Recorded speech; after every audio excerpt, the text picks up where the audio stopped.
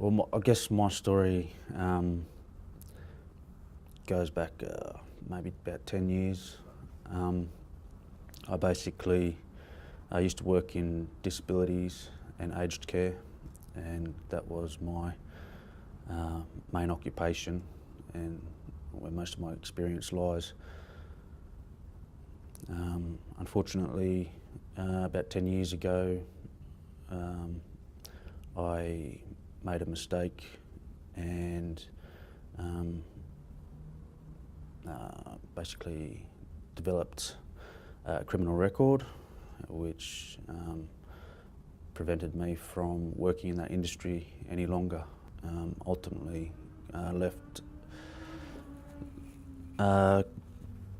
basically left my family separated and estranged from each other. So, and pretty much that happened 3 years ago, and that's where my homelessness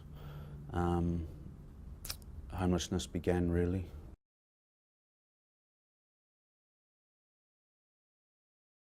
Basically, in November last year is when I really experienced long-term homelessness. But over the past 3 years, I had short spouts of homelessness.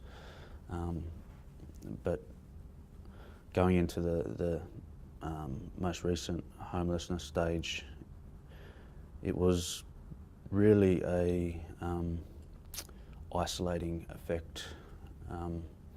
Just the feeling of quietness, no one really around to kind of talk to or express yourself, and I guess you find yourself struggling psychologically to deal with being isolated. For me, it triggered severe depression and anxiety, whereas 3 years ago I'd never had any, I was fine, I didn't really have anxiety. So that basically, it's a deteriorating effect where you just try to come to terms with what's happening to you and your life.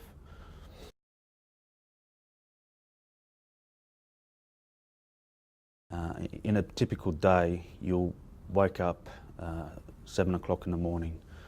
Okay, all right, now I'd really like to have a cup of coffee, so I'm going to walk half a kilometre to the nearest food service that provides food for the homeless, and you wait out there for about 15 minutes for that to open, and then get a coffee into you and get a meal into you, and maybe another coffee, and then at the same time you're lugging around either a trolley or a backpack with all your clothes and whatever possessions that you feel comfortable carrying.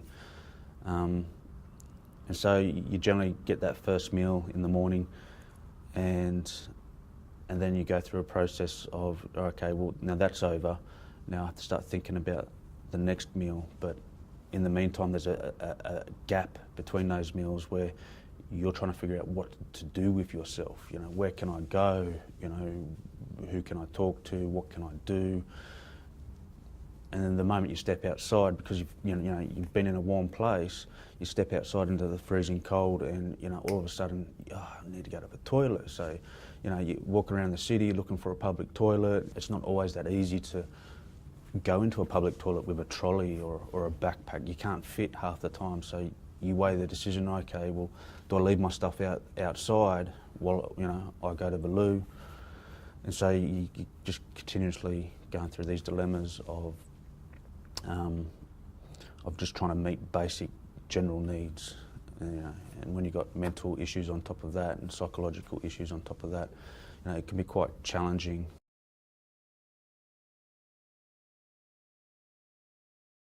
You very much just, it's like a train track or a rut where you keep walking it, and the more you walk along that rut, it just gets deeper and deeper and deeper and deeper, because you're just doing the same thing over and over and over again. And so without really knowing it, because you're focused on what's in front of you and that's meeting your basic needs. Without knowing it, you know, you've got yourself into this big ditch, you know, where you're not thinking about, you know, what options do I have to get out? What avenues do I have to get out? Because you've always just focused on trying to meet those basic needs, and before you know it, you're surrounded by two walls, you know, because you've just walked a rut into the ground, walking that same path over and over again. And so you find yourself stuck, and really the only way out is for someone to, you know, reach a hand down and kind of help you out and pull you out of that rut, you know. And I guess the more you're in that rut, the deeper it's going to get. And I think there are some people that are so deep in a rut that it's quite dark down there, really.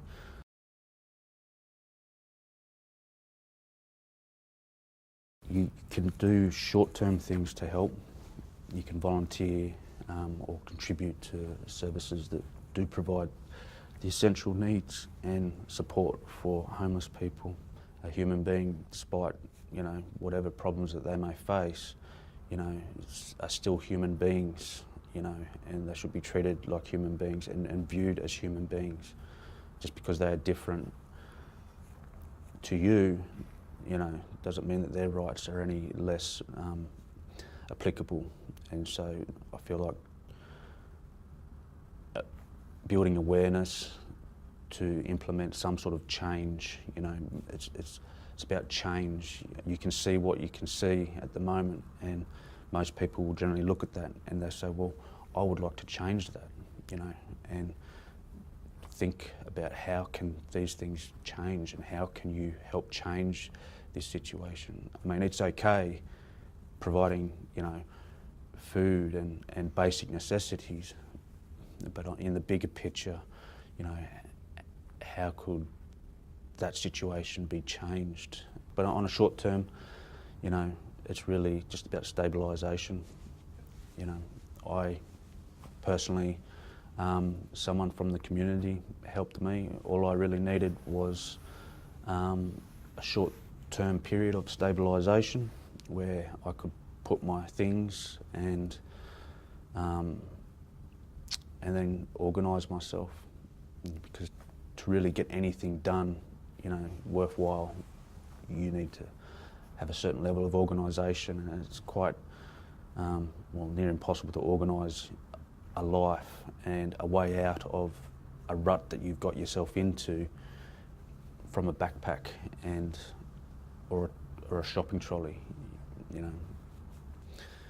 Thankfully to a volunteer from the community who helped stabilise me for a bit, I've managed to enrol into a TAFE course or CIT course, and I've always been interested in the community services sector and the community in general, and